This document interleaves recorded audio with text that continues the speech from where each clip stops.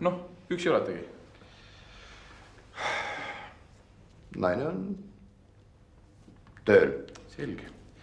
Alustame tänast pidulikku tseremooniatalitust ametliku osaga. Tere, lugupeetud külalised. Täna te olete siia tulnud ja kogunenud selleks, et kahe inimese seaduse ees õnnelikuks kuulutamise tunnistajateks olla.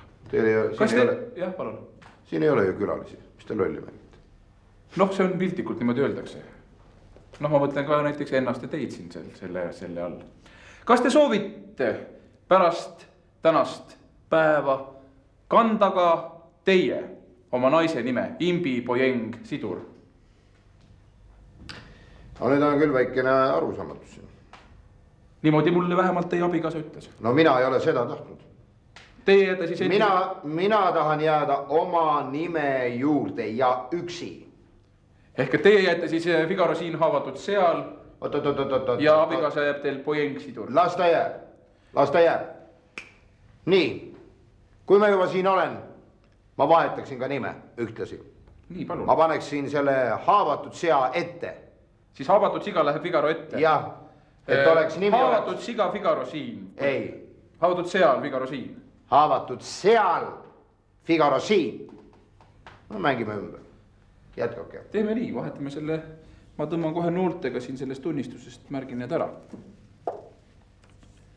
Ja just nõnda samamoodi, nagu puhta veega allikas võib jagada kaks suurt põldu pooleks, nende vahelt lihtsalt läbi voolata, toites neid oma kristallselge puhta veega mõlemat. Ühel põllul kartul, teisel nisu. Nii, nisu, kartul, selge vesi.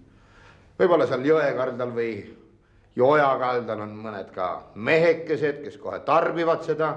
Nisu, kartul, selge vesi, eks ole. On nii või? Millel on teie ärritus siis nüüd? On nii või?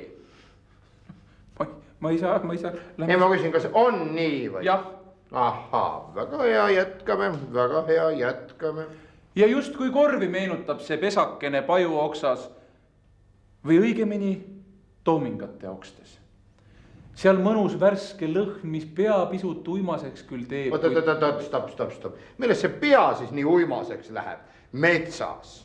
Allikas ja kartul ja nisu ja võib-olla sellest lähebki pea natukene uimaseks. Ei, kulla härra, ma ütlesin teile, õitsevatest toomingatest läheb pea uimaseks. Kas te ei kuula mind üldse? Te tahate ainult rünnata ja süüdistada, nokkides minu jutust välja täiesti mõttetud lausekatkid, eks ole? Võib-olla on ka kanep kuskil kasvab seal lähedal. Miks kanep ei või kuskil seal lähedal? Moonipõldu ei ole lähedal. Miks ta ei või seal kasvada? Väga hea. Mis selles sümbolis halb on? Moon on alati olnud justkui puhtuse neitsilikkuse nii. Moon on neitsilikkuse sümbol. Peale teatud hulga manustamist on moon ka neitsilikkuse sümbol. Väga hea, jätkame. No nüüd mulle siin ainult lõpulause ongi jäänud, ma loen selle teile ette, kui te lubate mu härra. Kuulaks hea meelega. Ma palun teil siis mitte ärrituda. Ja kui linnupesas pojad munast kooruvad, siis isa lind on juba metsas uue toidu, uue saagi otsinguil. Nii küsingi kohe.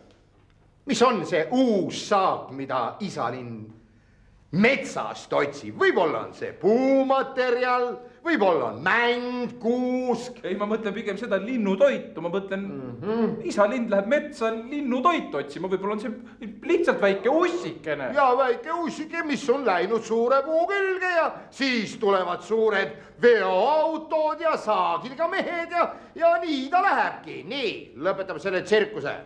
Te olete arreteeritud. Toho süüdistatuna milles siis? Süüdistatuna! Te olete arreteeritud. See oli juba. Süüdistatuna prostitutsiooni vahendamises, ebaseadusliku alkoholiga smuugeldamises ja eriti suures ulatuses riigimetsa riisumisest. Ja nüüd ma panen suu kinni. Te olete arreteeritud. Süüdistatuna milles? Avat. Läks meelest ära. Noh. Jah.